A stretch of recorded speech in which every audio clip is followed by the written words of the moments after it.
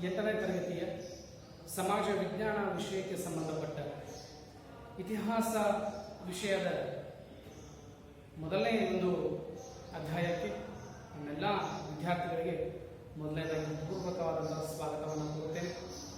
ಹಾಗಾದರೆ ಬನ್ನಿ ವಿದ್ಯಾರ್ಥಿಗಳೇ, ಇತಿಹಾಸ ಎಂತಂದರೆ ಏನು? ಇತಿಹಾಸವನ್ನು ನಾವು ಅನೇಕ ರೀತಿಯಾದಂತಹ ಕಾಲಘಟ್ಟಗಳನ್ನು ನಾವು ನೋಡುತ್ತಾ ಬಂದಿದ್ದೇವೆ. ಹಾಗಾದರೆ ನಮ್ಮ ತಲೆಯಲ್ಲಿ ಓಡ್ತಾಗಿರ್ತಕ್ಕಂಥ ಇತಿಹಾಸ ಅಂತಂದ್ರೆ ಏನು? ನಾವು ಇತಿಹಾಸ ಎಂಬ ವಿಷಯಕ್ಕೆ ಸಂಬಂಧಪಟ್ಟ ಹಾಗೆ ಗತಿಸಿ ಹೋದ ಘಟನಾವಳಿಗಳನ್ನು ಕ್ರಮಬದ್ಧವಾಗಿ ಅಧ್ಯಯನವನ್ನು ಮಾಡುವುದನ್ನು ನಾವು ಇತಿಹಾಸ ಅಂತ ತಿಳ್ಕೊಂಡು ಕರಿತೀವಿ. ಮೊಟ್ಟ ಮೊದಲದಾಗಿ ನೋಡೋಣ, ಇತಿಹಾಸ ಅಂತ ಏನಪ್ಪಾ ಅಂತಂದ್ರೆ ಕಳೆದು ಹೋದ ಘಟನೆಗಳನ್ನ ಅಥವಾ ರಾಜ ಮಹಾರಾಜರು ಆಳಿದಂತಹ ಘಟನಾವಳಿಗಳನ್ನ, ಸನ್ನಿವೇಶಗಳನ್ನ, ಅವರು ಮಾಡಿದಂತಹ ಸಾಧನೆಗಳನ್ನ ಕ್ರಮಬದ್ಧವಾಗಿ ನಾವು ಅಧ್ಯಯನವನ್ನ ಮಾಡುವುದನ್ನ ನಾವು ಇತಿಹಾಸ ಅಂತ ತಿಳ್ಕೊಂಡು ಏನ್ ಮಾಡ್ತೀವಪ್ಪ ಅಂತ ಕರೀತೀವಿ. ಈ ಇತಿಹಾಸ ವಿಷಯಕ್ಕೆ ಸಂಬಂಧಪಟ್ಟ ಹಾಗೆ ನಾವು ಮೊಟ್ಟ ಮೊದಲನೇದಾಗಿ ಆಧಾರಗಳು ಎಂಬ ಪಾಠವನ್ನ ತೆಗೆದುಕೊಂಡು ಇಂದು ಬರ್ತಾ ಇದ್ದೇವೆ. ಹಾಗಾದ್ರೆ ಏನಿದೆ ಆಧಾರಗಳು? ಆಧಾರಗಳು ಅಂತಂದ್ರೆ ಇಷ್ಟೇ, ಮತ್ತೇನು ಅಲ್ಲ. ಈ ಭೂಮಿಯನ್ನ ನಾವು ಆಧಾರಗಳನ್ನಾಗಿ ಇಟ್ಕೊಂಡು ನಾವು ಏನ್ ಮಾಡ್ತೀವಪ್ಪ ಅಂತಂದ್ರೆ ಇಲ್ಲಿ ಇದ್ದೀವಿ, ನೀವು ಇದ್ದೀವಿ, ನಾವು ಇದ್ದೀವಿ, ಇಡೀ ಜಗತ್ತಿನ ಸಾವಿರಾರು ಕೋಟಿ ಜೀವಿಗಳು ಏನಪ್ಪಾ ಅಂತಂದ್ರೆ ಈ ಒಂದು ಭೂಮಿಯನ್ನ ಆಧಾರವಾಗಿಟ್ಕೊಂಡು ವಾಸವನ್ನ ಮಾಡ್ತದೆ. ಆಧಾರ ಎಂಬ ಪದವನ್ನು ನಾವು ಅನೇಕ ರೀತಿಯಲ್ಲಿ ನಾವು ವಿಶ್ಲೇಷಣೆಯನ್ನು ಮಾಡಬಹುದು. ನಾವು ನಿಂತಿರುವುದು ಭೂಮಿಯ ಮೇಲೆ, ನಾವು ಕೂಡುವುದು ಚೇರಿನ ಮೇಲೆ. ಹೀಗೆ ಆಧಾರ ಒಬ್ಬ ಕೃಷಿಕ ಅಥವಾ ಒಬ್ಬ ರೈತನಿಗೆ ಆಧಾರ ಏನಪ್ಪಾ ಅಂತಂದ್ರೆ ಅವನ ಭೂಮಿಯಲ್ಲಿ ಬರತಕ್ಕಂಥ ಫಸಲು ಅವನ ಆಧಾರ. ಹೀಗಾಗಿ ನಾವು ಆಧಾರ ಎಂಬ ಪದವನ್ನು ಹಲವು ಬಗೆಯಲ್ಲಿ ನಾವು ಏನ್ ಮಾಡ್ತೀವಪ್ಪ ಅಂತಂದ್ರೆ ನೋಡ್ಕೊಳ್ತಾ ಹೋಗ್ತೀವಿ. ಹಾಗಾದ್ರೆ ಈ ಇತಿಹಾಸ ವಿಷಯಕ್ಕೆ ಸಂಬಂಧಪಟ್ಟ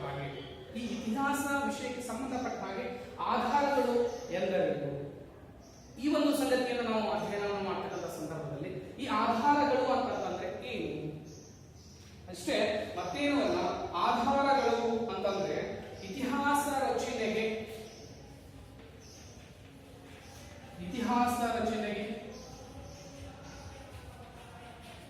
ಬೇಕಾಗುವ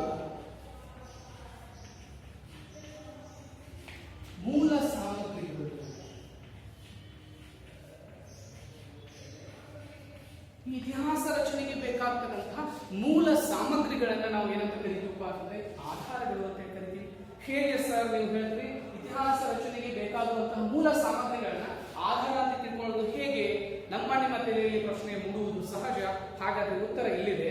ಏನಪ್ಪಾ ಅಂತಂದ್ರೆ ಈ ಆಧಾರ ಅಂತಕ್ಕಂಥ ಪದವನ್ನು ನಾವು ನೋಡಿದಾಗ, ಈ ಆಧಾರಗಳು ಅಂತಕ್ಕಂಥ ವಿಷಯವನ್ನು ನಾವು ನೋಡಿದಾಗ ಇತಿಹಾಸ ರಚನೆಗೆ ಹೇಗೆ ಇವು ಮೂಲ ಸಾಮಗ್ರಿಗಳಾದವು? ಮೊಟ್ಟ ಮೊದಲನೇದಾಗಿ ನಾವು ತಿಳ್ಕೋಬೇಕಾಗಿರುವುದು ಏನಪ್ಪಾ ಅಂತಂದ್ರೆ ಇತಿಹಾಸವನ್ನ ನಾವು ರಚನೆ ಮಾಡಬೇಕಾಗಿತ್ತಪ್ಪ ಅಂತಂದ್ರೆ, ಇತಿಹಾಸವನ್ನ ನಾವು ಓದಬೇಕಪ್ಪ ಅಂತಂದ್ರೆ, ಇತಿಹಾಸವನ್ನ ನಾವು ಅಧ್ಯಯನ ಮಾಡಬೇಕು, ಇತಿಹಾಸವನ್ನ ನಾವು ತಿಳ್ಕೋಬೇಕು ಅಂತಂದ್ರೆ ಇವು ಏನಪ್ಪಾ ಅಂತಂದ್ರೆ ಆಧಾರಗಳು, ಮೂಲ ಸಾಮಗ್ರಿಗಳಾಗಿವೆ. ಹೇಗೆ? ಶ್ರೀಕೃಷ್ಣ ದೇವರಾಯ ಒಂದು ಉದಾಹರಣೆಯನ್ನ ತೆಗೆದುಕೊಂಡಾಗ ಶ್ರೀಕೃಷ್ಣ ದೇವರಾಯನು ಆಳಿದಂತಹ ಹಂಪಿ ಏನಾಗ್ತಪ್ಪ ಅಂತಂದ್ರೆ ಒಂದು ಆಧಾರವಾಗಿ ಪರಿಗಣಿಸ್ತದೆ. ಹಂಪಿ ಅಷ್ಟೇ ಅಲ್ಲ, ಹಂಪಿಯಲ್ಲಿ ಇರತಕ್ಕಂತಹ ಒಂದು ದೇವಾಲಯ ಯಾವ್ದು ಹೇಳಿ ನೋಡೋಣ. ಹೌದು, ನಿಮ್ಮ ಊಹೆ ಸರಿಯಾಗಿದೆ. ಹಂಪಿಯಲ್ಲಿ ಇರತಕ್ಕಂತಹ ಒಂದು ದೇವಾಲಯ ಅದುವೇ ನಮ್ಮ ಶ್ರೀಕೃಷ್ಣ ದೇವರಾಯನು ಕಟ್ಟಿಸಿದಂತಹ, ಶ್ರೀಕೃಷ್ಣ ದೇವರಾಯ ಕಟ್ಟಿಸಿ ಅಲ್ಲಿ ಆಳ್ವಿಕೆಯನ್ನು ನಡೆಸಿದಂತಹ ಒಂದು ಸನ್ನಿವೇಶದಲ್ಲಿ ಅಲ್ಲಿ ನೂರಾರು ಬಗೆಯ ಇರತಕ್ಕಂತಹ ಆಧಾರಗಳನ್ನು ನೋಡ್ತೀವಿ, ದೇವಾಲಯಗಳನ್ನು ನೋಡ್ತೀವಿ, ಕೋಟೆಗಳನ್ನು ನೋಡ್ತೀವಿ, ಸ್ಮಾರಕಗಳನ್ನು ನೋಡ್ತೀವಿ, ಶಾಸನಗಳನ್ನು ನೋಡ್ತೀವಿ, ಅದೇ ರೀತಿಯಾಗಿ ನಾಣ್ಯಗಳನ್ನು ನೋಡ್ತೀವಿ. ಇಷ್ಟೆಲ್ಲಾ ಬಗೆಯ ಒಂದು ಸವಿಸ್ತಾರವಾದಂತಹ ಮಾಹಿತಿಯನ್ನು ನಾವು ನೋಡ್ಕೊತಾ ಹೋದ್ರೆ ಅಲ್ಲಿರ್ತಕ್ಕಂಥ ಆಧಾರಗಳು ನಮ್ಗೆ ಏನಾಗ್ತವಪ್ಪ ಅಂತಂದ್ರೆ ಗೊತ್ತಾಗ್ತವೆ. ಅದೇ ರೀತಿಯಾಗಿ ಈ ಆಧಾರಗಳು ಎಂಬ ಪದವನ್ನು ನಾವು ಮತ್ತೊಂದು ಸ್ವಲ್ಪ ವಿಶ್ಲೇಷಣಾತ್ಮಕವಾಗಿ ನೋಡಿದಾಗ ನಮಗೆ ಗೊತ್ತಾಗುತ್ತೆ ಆಧಾರಗಳೆಂದರೆ. ಈ ಆಧಾರಗಳನ್ನ ನಾವು ಹಲವಾರು ಬಗೆಯಲ್ಲಿ ಏನ್ ಮಾಡ್ತೀವಪ್ಪ ಅಂತಂದ್ರೆ ಪ್ರಕಾರಗಳನ್ನ ಮಾಡ್ತೀವಿ. ಅದರಲ್ಲಿ ಪ್ರಮುಖವಾಗಿ ನಾವು ಆಧಾರಗಳನ್ನ 2 ಪ್ರಕಾರವಾಗಿ ನಾವು ಏನ್ ಮಾಡ್ತೀವಪ್ಪ ಅಂತಂದ್ರೆ ವಿಂಗಡಣೆಯನ್ನ ಮಾಡ್ತೀವಿ. ಆ 2 ಪ್ರಕಾರಗಳು ಯಾವಪ್ಪ ಅಂತಂದ್ರೆ ಒಂದು ಸಾಹಿತ್ಯಿಕ ಆಧಾರಗಳು, ಇನ್ನೊಂದು ಪುರಾತತ್ವ ಆಧಾರಗಳು ಅಂತ ತಿಳ್ಕೊಂಡು. ಏನಿದು ಸಾಹಿತ್ಯಿಕ ಆಧಾರಗಳು, ಏನಿದು ಪುರಾತತ್ವ ಆಧಾರಗಳು? ಹೆಸರೇ ಸೂಚಿಸುವಂತೆ ಸಾಹಿತ್ಯದಲ್ಲಿ ಬರ್ತಕ್ಕಂಥ ಕೃತಿಗಳು ಅಂತ ತಿಳ್ಕೊಂಡು ಬರ್ತದೆ. ಈ ಸಾಹಿತ್ಯದ ಹಿನ್ನೆಲೆಯೊಳಗ ಆಧಾರವನ್ನಾಗಿಟ್ಕೊಂಡು ಈ ಕೃತಿಗಳನ್ನ ಹಿನ್ನೆಲೆಯಲ್ಲಿ ಅದನ್ನೇ ಆಧಾರವಾಗಿಟ್ಕೊಂಡು ರಾಜರು ಹೊರಡಿಸಿದಂತಹ ಅನೇಕ ಕೃತಿಗಳನ್ನ ಆಧಾರವಾಗಿ ಇಟ್ಕೊಂಡು ನಾವು ಅಧ್ಯಯನವನ್ನು ಮಾಡ್ತೀವೋ ಅದೇ ಯಾವಪ್ಪ ಅಂತಂದ್ರೆ ಸಾಹಿತ್ಯಿಕ ಆಧಾರಗಳು ಅಂತ ಬರ್ತದ. ಅದೇ ರೀತಿಯಾಗಿ ಪುರಾತತ್ವ ಆಧಾರಗಳು ಅಂತ ಬರ್ತದ. ಪುರಾತತ್ವ ಆಧಾರಗಳಂತಂದ್ರೆ ಏನು? ಉತ್ಖನನ ಸಂದರ್ಭದಲ್ಲಿ ಭೂಮಿಯನ್ನ ಅಗೆಯತಕ್ಕಂಥ ಸಂದರ್ಭದಲ್ಲಿ ಅಲ್ಲಿ ಸಿಕ್ಕಂತ ಪಳಿವಳಿಕೆಯ ಆಧಾರದ ಮೇಲೆ, ಅಲ್ಲಿರ್ತಕ್ಕಂಥ ಶಾಸನಗಳ ಆಧಾರದ ಮೇಲೆ, ಅಲ್ಲಿ ಸಿಕ್ಕಂತಹ ನಾಣ್ಯಗಳ ಆಧಾರದ ಮೇಲೆ ನಾವು ಅಧ್ಯಯನವನ್ನು ಮಾಡ್ತೀವಿ. ಅದೇ ಏನಪ್ಪಾ ಅಂತಂದ್ರೆ ಪುರಾತತ್ವ. ಇತಿಹಾಸಕ್ಕೆ ಸಂಬಂಧಪಟ್ಟ ಹಾಗೆ ಇತಿಹಾಸ ವಿಷಯ ನಾವು ಅಧ್ಯಯನ ಮಾಡತಕ್ಕಂಥ ಸಂದರ್ಭದಲ್ಲಿ ಈ ಪುರಾತತ್ವ ಆಧಾರಗಳು ಮತ್ತು ಸಾಹಿತ್ಯಿಕ ಆಧಾರಗಳು ಪ್ರಮುಖವಾದಂತಹ ಪಾತ್ರವನ್ನ ವಹಿಸ್ತವೆ. ಅದೇ ರೀತಿಯಾಗಿ ಇವು ಎರಡು ಪ್ರಕಾರಗಳಾಗಿ ಮಾಡ್ತೇವೆ. ಅದೇ ರೀತಿಯಾಗಿ ಈ ಎರಡು ಪ್ರಕಾರಗಳಲ್ಲಿರ್ತಕ್ಕಂಥ ಆಧಾರಗಳನ್ನ ನಾವು ಒಂದೊಂದಾಗಿ ವಿಶ್ಲೇಷಣೆಯನ್ನ ಮಾಡ್ತಾ ಹೋದ್ರೆ ಸಾಹಿತ್ಯಿಕ ಆಧಾರಗಳಲ್ಲಿ ನಾವು ಎರಡು ಪ್ರಕಾರಗಳನ್ನ ಮಾಡ್ತೀವಿ. ಸಾಹಿತ್ಯಿಕ ಆಧಾರಗಳಲ್ಲಿ ಮತ್ತು ಎರಡು ಪ್ರಕಾರಗಳನ್ನು ಮಾಡ್ಕೊಂಡಿದ್ದೀವಿ. ಅದರಲ್ಲಿ ಬರ್ತಕ್ಕಂಥದ್ದು ಮೊದಲನೇದಾಗಿ ಲಿಖಿತ ಸಾಹಿತ್ಯ, ಇನ್ನೊಂದು ಮೌಖಿಕ ಸಾಹಿತ್ಯ. ಮೊದಲನೇದಾಗಿ ಬರ್ತಕ್ಕಂಥದ್ದು ಯಾವುದಪ್ಪ ಅಂತಂದ್ರೆ ಲಿಖಿತ ಸಾಹಿತ್ಯ. ನಿಮಗೆ ಗೊತ್ತಿರಬಹುದು, ಈಗ ಈ ವಿಷಯವನ್ನ ನಾನು ತೆಗೆದುಕೊಂಡು ಬಂದಿದ್ದೀನಪ್ಪ ಅಂತಂದ್ರೆ ಈ ಲಿಖಿತ ಸಾಹಿತ್ಯ ಹೆಸರೇ ಸೂಚಿಸುವಂತೆ ಕಣ್ಣಿಗೆ ಕಾಣಿಸುವಂತಹ, ನಮ್ಮ ಕಣ್ಣಿಗೆ ಕಾಣಿಸುವಂತಹ ಬರವಣಿಗೆ ರೂಪದಲ್ಲಿ ಇರುವಂತಹ ಒಂದು ಸಾಹಿತ್ಯನ ಯಾವುದಪ್ಪ ಅಂತಂದ್ರೆ ಲಿಖಿತ ಸಾಹಿತ್ಯ ಅಂತಕ್ಕಂಥದ್ದು ಬರ್ತದೆ. ಈ ಲಿಖಿತ ಸಾಹಿತ್ಯವನ್ನ ನಾವು ಅಧ್ಯಯನ ಮಾಡತಕ್ಕಂಥ ಒಂದು ಸಂದರ್ಭ.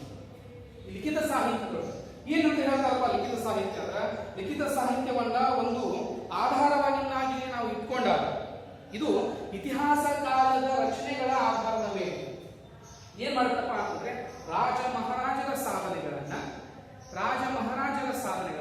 ಒಂದು ಬರವಣಿಗೆಯ ರೂಪದಲ್ಲಿ, ರಾಜರ ಸಾಧನೆ ಇರಬಹುದು, ಆ ಸ್ಥಳದ ಒಂದು ಮಹಿಮೆ ಇರಬಹುದು, ಹೀಗೆ ಹಲವಾರು ಬಗೆಯಲ್ಲಿ ನಾವು ಏನ್ ಮಾಡ್ತೀವಿ ಅಂತಂದ್ರೆ ಸಾಹಿತ್ಯವನ್ನ ಅಧ್ಯಯನ ಮಾಡ್ತೀವಿ. ಅದೇ ಸಾಹಿತ್ಯ ಯಾವಪ್ಪ ಅಂತಂದ್ರೆ ಲಿಖಿತ ಸಾಹಿತ್ಯ ಅಂತ ಬರ್ತದ. ಈ ಲಿಖಿತ ಸಾಹಿತ್ಯವನ್ನ ಇನ್ನೊಂದು ಸ್ವಲ್ಪ ನಾವು ನೋಡ್ಕೊತ ಹೋದ್ರೆ ಅನೇಕ ರೀತಿಯಾದಂತಹ ಸಾಹಿತ್ಯ ಕೃತಿಗಳನ್ನ ಏನ್ ಮಾಡಿರ್ತಪ್ಪ ಅಂತಂದ್ರೆ ಈ ಲಿಖಿತ ಸಾಹಿತ್ಯಗಳು ಬಂದಿರ್ತದೆ.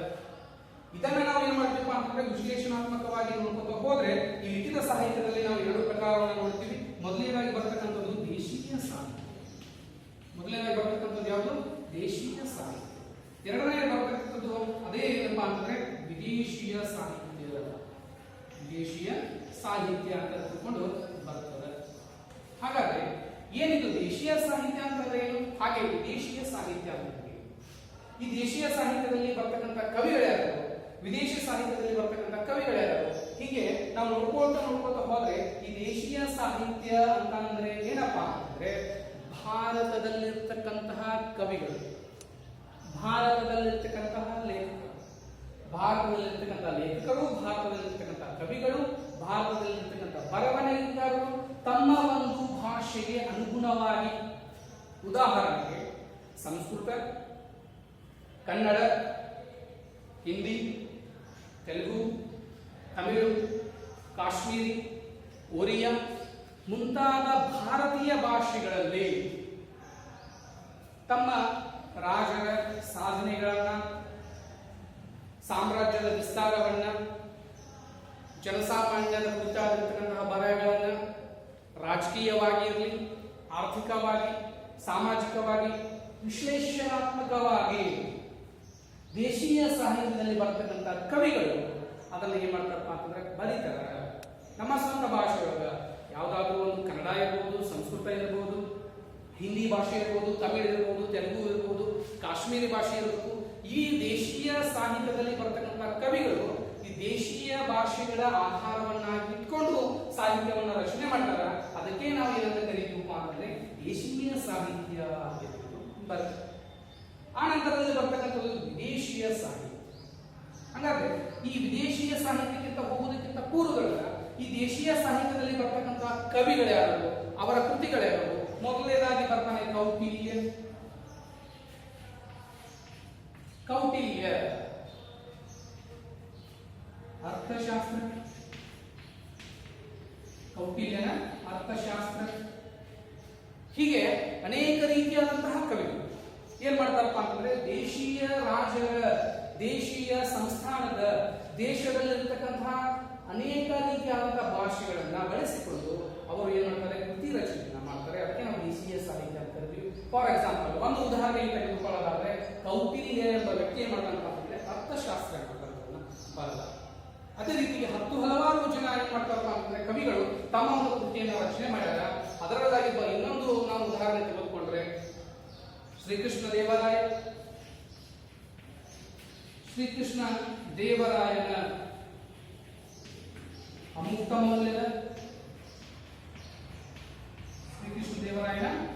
ಮೌಲ್ಯದ ಎಂಬ ಕೃತಿ. ಆನಂತರ ಹಾಲರಾಜನ ಗಾಥಾ ಸಪ್ತಸತಿ.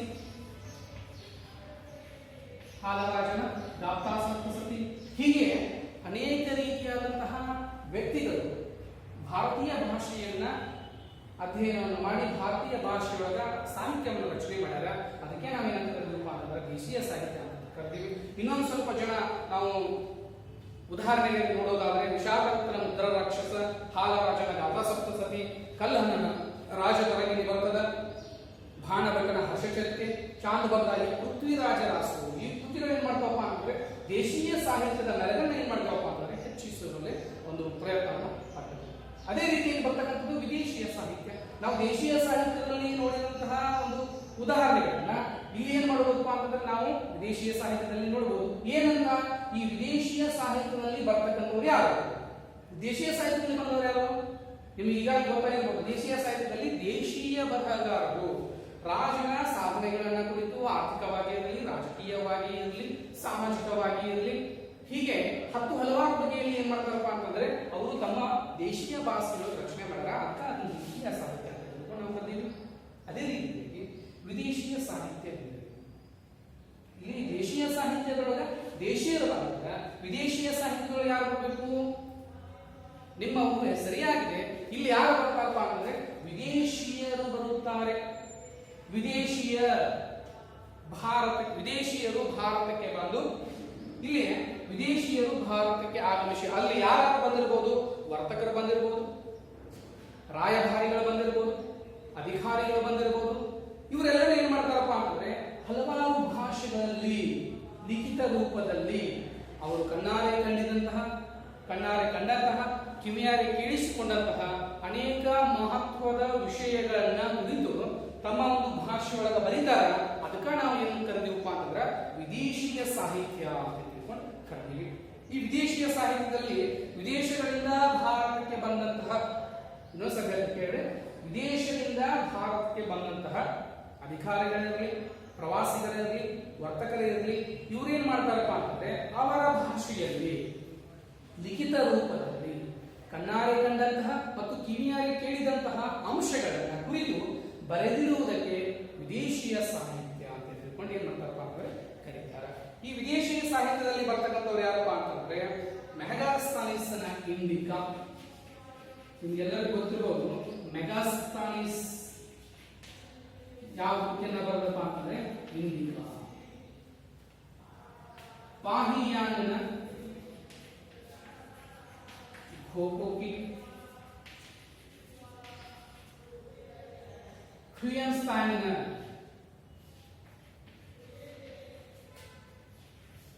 ಸಿಯುಕಿ.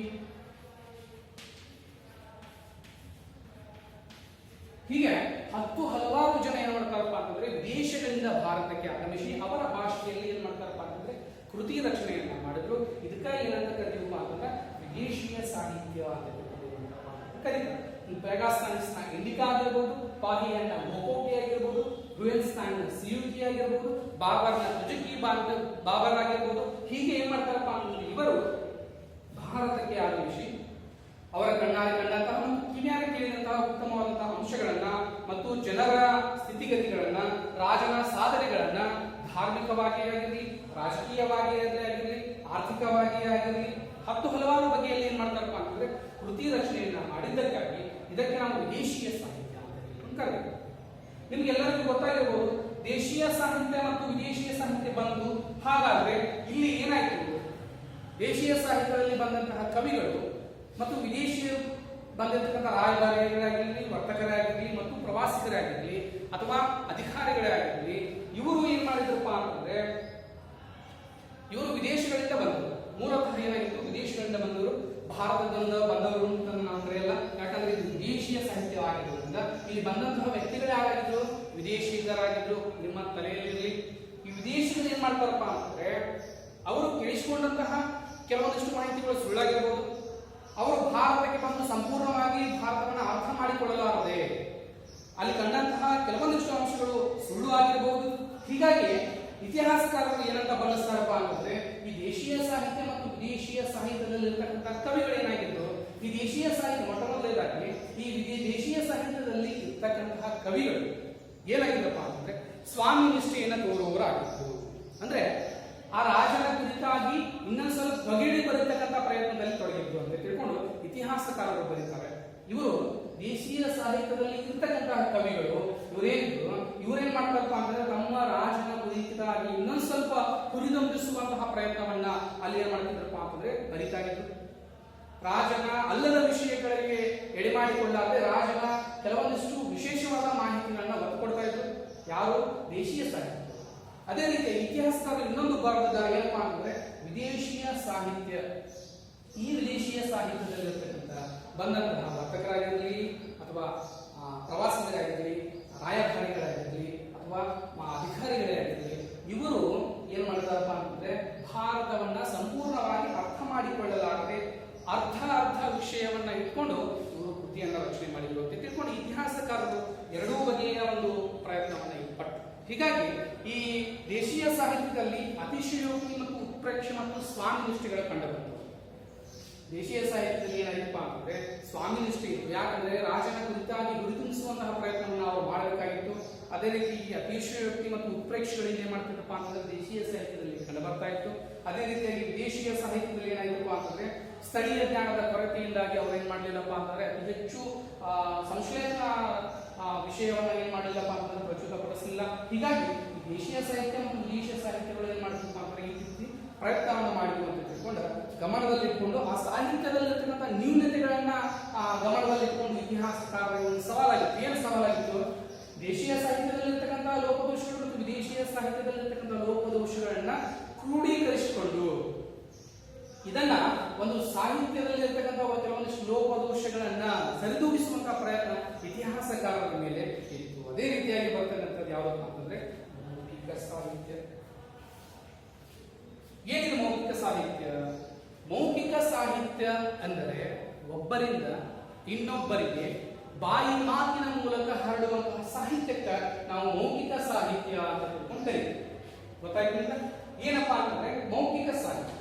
ಈ ಮೌಖಿಕ ಸಾಹಿತ್ಯದಲ್ಲಿ ಬರೀ ಬಾಯಿ ಮಾತಿನ ಮೂಲಕ ಒಂದು ಬಾಯಿಯಿಂದ ಇನ್ನೊಂದು ಬಾಯಿಗೆ ಬರೀ ಬಾಯಿ ಮಾತಿನ ಮೂಲಕ ಸಾಕ್ತಕ್ಕಂಥ ಒಂದು ಸಾಹಿತ್ಯ ಅದು ಮೌಖಿಕ ಸಾಹಿತ್ಯ.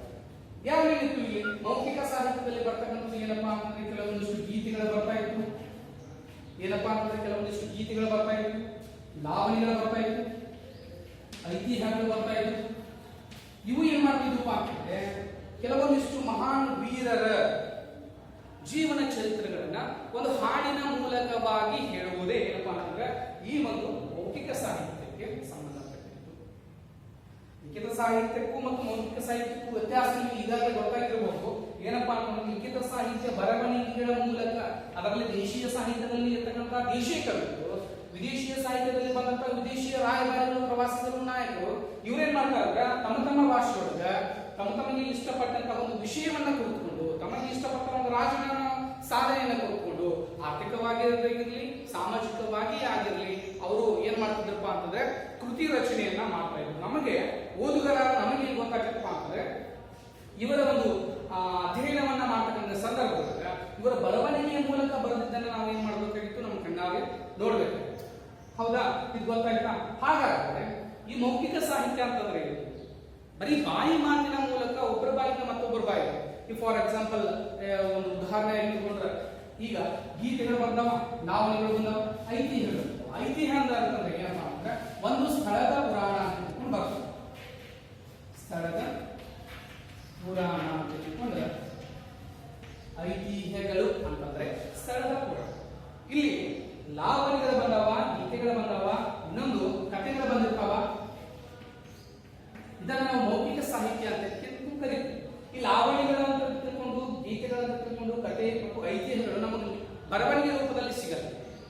ಸಿಕ್ಕರೂ ಕೂಡ ಏನಾಗಿರ್ತವಪ್ಪ ಅಂತಂದ್ರೆ ಇವು ಮೌಖಿಕ ಸಾಹಿತ್ಯಕ್ಕೆ ಉದಾಹರಣೆ ಇರತಕ್ಕಂಥವು. ಇಲ್ಲಿ ಲಾವಣಿ ಅಂತಕ್ಕಂಥ ಪದವನ್ನು ನಾವು ನೋಡಿದರೆ ಅನೇಕ ರೀತಿಯಾಗಿರ್ತಕ್ಕಂತಹ ವೀರರ, ಶೂರರ, ಧೀರರ ಕಥೆಗಳನ್ನ ನಾವು ಲಾವಣಿಗಳ ಮೂಲಕ ಹೇಳ್ತೀವಿ. ಅದನ್ನ ಕೇಳಿದ್ದೀವಿ ಕೂಡ. ಫಾರ್ ಎಕ್ಸಾಂಪಲ್ ಒಂದು ಉದಾಹರಣೆಯಾಗಿ ತೆಗೆದುಕೊಂಡ್ರೆ ಇಲ್ಲಿ ಲಾವಣಿ ಒಬ್ಬ ಮಹಾನ್ ವೀರನ ಕುರಿತಾಗಿ ಲಾವಣಿಗಳ ಏನಪ್ಪಾ ಅಂದ್ರೆ ಸಿಗ್ತಾವ. ಅಲ್ಲಿ ಕಿತ್ತೂರಾಣಿ ಚೆನ್ನಮ್ಮ ಆಗಿರ್ಬೋದು, ಸಂಗೊಳ್ಳಿ ರಾಯಣ್ಣ ಆಗಿರ್ಬೋದು, ಆನಂತರದಲ್ಲಿ ಬರ್ತಕ್ಕಂಥ ಅನೇಕ ಮಹಾನ್ ವೀರರು ಏನ್ ಮಾಡ್ತಾರಪ್ಪ ಅಂತಂದ್ರೆ ಅವರ ಕುರಿತಾಗಿರ್ತಕ್ಕಂಥ ಲಾವಣಿ ಪದ. ಕಿತ್ತೂರಾಣಿ ಚೆನ್ನಮ್ಮನ ಕುರಿತಾಗಿ ಕೆಲವೊಂದಿಷ್ಟು ಲಾವಣಿಗಳು ಮತ್ತು ಕಥೆಗಳು ಮತ್ತು ಗೀತೆಗಳು ಬಂದವ. ಆನಂತರ ಸಂಗೊಳ್ಳಿ ರಾಯಣ್ಣನ ಕುರಿತು ಅನೇಕ ರೀತಿಯಾದಂತಹ ಲಾವಣಿಗಳು ಬಂದವ, ಕಥೆಗಳು ಬಂದಿರ್ತಾವ. ಹೀಗೆ ಹಲವಾರು ಬಗೆಯ ಕುರಿತಾದಂತಹ ಈ ಪ್ರಕಾರಗಳನ್ನು ನಾವು ನೋಡ್ತೀವಿ. ಇನ್ನ ಐತಿಹ್ಯ ಅಂತಂದ್ರೆ ಏನಪ್ಪಾ? ಸ್ಥಳದ ಪುರಾಣ. ಹೇಗೆ ಒಂದು ವಿಜಯಪುರ ಎಂಬ ಹೆಸರನ್ನು ನಾವು ತೆಗೆದುಕೊಂಡಿವಪ್ಪ ಅಂತಂದ್ರೆ ನಮ್ಮ ತಲೆಯಲ್ಲಿ ಬರ್ತಕ್ಕಂಥದ್ದು ಗೋಲ್ ಗುಮ್ಮಟ. ಒಂದು ಸ್ಥಳದ ನಮ್ಮ ಪುರಾಣವನ್ನ ನಾವು ಎಲ್ಲೂ ಬರವಣಿಗೆ ಕಾಣಿಸಲಿಲ್ಲಪ್ಪ ಅಂತಂದ್ರು ಆ ಹೆಸರನ್ನ ನೋಡಿದ ತಕ್ಷಣ ನಮಗೇನಾಗ್ತದಪ್ಪ ಅಂತಂದ್ರೆ ಒಂದು ಸ್ಥಳದ ಮಹಿಮೆ, ಒಂದು ಸ್ಥಳದ ಪುರಾಣ ಅಂತ ತಿಳ್ಕೊಂಡು ನಾವು ಬಣ್ಣಿಸ್ತೀವಿ. ಹೌದಾ? ಹಾಗಾದ್ರೆ ಈ ಐತಿಹ್ಯ ಅಂತಂದ್ರೆ ಏನಪ್ಪಾ ಅಂತಂದ್ರೆ ಒಂದು ಸ್ಥಳದ ಪುರಾಣ ಅಂತ ತಿಳ್ಕೊಂಡು ಬರ್ತೈತಿ. ಹೀಗಾಗಿ ಏನಪ್ಪಾ ಅಂತಂದ್ರೆ ಕೆಲವೊಂದಿಷ್ಟು ಸಂಗತಿಗಳನ್ನ ನಾವು ಕುರಿತು ಅಧ್ಯಯನ ಮಾಡ್ತಕ್ಕಂಥ ಸಂದರ್ಭಗಳು ಗೀತೆ ಆಗಿರಲಿ, ಲಾವಣ ಆಗಿರಲಿ, ಐತಿಹ್ಯ ಆಗಿರಲಿ, ಕಥೆ ಆಗಿರಲಿ, ಇವೆಲ್ಲವೂ ಕೂಡ ಮೌಖಿಕ ಸಾಹಿತ್ಯಕ್ಕೆ ಉದಾಹರಣೆ ಆಗಿರ್ತಕ್ಕಂಥ ಪದಗಳ ಬಂದಿರ್ತಾವ. ಇಲ್ಲಿ ಮತ್ತೊಂದು ಸ್ವಲ್ಪ ವಿಶ್ಲೇಷಣಾತ್ಮಕವಾಗಿ ನೋಡೋದಾದ್ರೆ ಇಲ್ಲಿ ಐತಿಹ್ಯಗಳು ಸ್ಥಳದ ಪುರಾಣ ಅಂತ ತಿಳ್ಕೊಂಡು ಕರೆದಿವಿ. ವಿಜಯಪುರ ಆಗಿರಬಹುದು, ಬಾಗಲಕೋಟೆ ಆಗಿರಬಹುದು, ಪಟ್ಟದಕಲ್ಲು ಆಗಿರಬಹುದು, ಬೆಂಗಳೂರು ಆಗಿರಬಹುದು, ಮೈಸೂರು ಆಗಿರಬಹುದು, ಇವೆಲ್ಲವೂ ಕೂಡ ಒಂದು ಸ್ಥಳದ ಪುರಾಣಗಳನ್ನ ಹೇಳ್ತಾವ. ಅಲ್ಲಿ ಇರ್ತಕ್ಕಂಥ ಹಿಂದೆ ಆ ಹೆಸರು ಯಾವ ತರ ಬಂತು. ಈಗ ಮೈಸೂರು ಅಂತಕ್ಕಂಥ ಹೆಸರನ್ನ ತಗೊಂಡು ಆ ಮಹಿಷಾಸುರನ್ನ ವರ್ಧನೆ ಮಾಡಿದ್ದಕ್ಕಾಗಿ ಮೈಸೂರು ಎಂಬ ಹೆಸರನ್ನ ತಗೊಂಡು ಹೀಗೆ ಏನಪ್ಪಾ ಆಗ್ತಪ್ಪ ಅಂತಂದ್ರೆ ಅದು ಒಂದು ಸ್ಥಳದ ಮಹಿಮೆಯನ್ನ, ಸ್ಥಳದ ಪುರಾಣವನ್ನ ಏನ್ ಮಾಡ್ತದಪ್ಪ ಅಂತಂದ್ರೆ ಹೇಳ್ತದ. ಇಲ್ಲಿ ಅನೇಕ